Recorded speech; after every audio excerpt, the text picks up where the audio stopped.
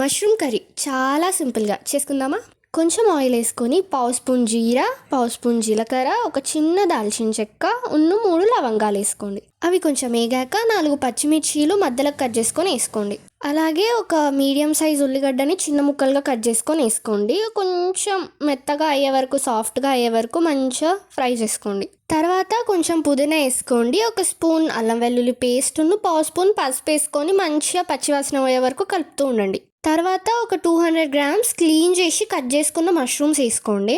మర్చిపోయాను, ఇదంతా మీడియం ఫ్లేమ్లో చేసుకోండి. ఒక 2 మినిట్స్ అలా మష్రూమ్స్ అలా ఫ్రై చేశాక మూత పెట్టేసేయండి ఒక 5 మినిట్స్ వరకు. 5 మినిట్స్ తర్వాత మూత తీసి చూస్తే కొంచెం వాటర్ ఉంటుంది. అది ఒకసారి మంచిగా కలుపుకొని కొంచెం ఉప్పు, ఒక స్పూన్ కారం, హాఫ్ స్పూన్ ధనియాల పొడి, పావు స్పూన్ పెప్పర్ పౌడర్ వేసుకొని మంచిగా కలుపుకోండి. అలా ఒక 2 మినిట్స్ మీడియం ఫ్లేమ్లో ఫ్రై చేసుకోండి. 2 మినిట్స్ తర్వాత ఒకసారి మళ్ళీ మంచిగా కలుపుకొని ఒక 2 మీడియం సైజ్ టొమాటోస్ని ప్యూరీ చేసుకొని ఇందులో వేసుకోండి. తర్వాత కొంచెం వాటర్ కూడా యాడ్ చేసుకోండి. వాటర్ యాడ్ చేసుకొని మంచిగా కలుపుకొని ఇక అట్లనే వదిలేసేయండి ఒక 5 మినిట్స్. మూత పెట్టొద్దు.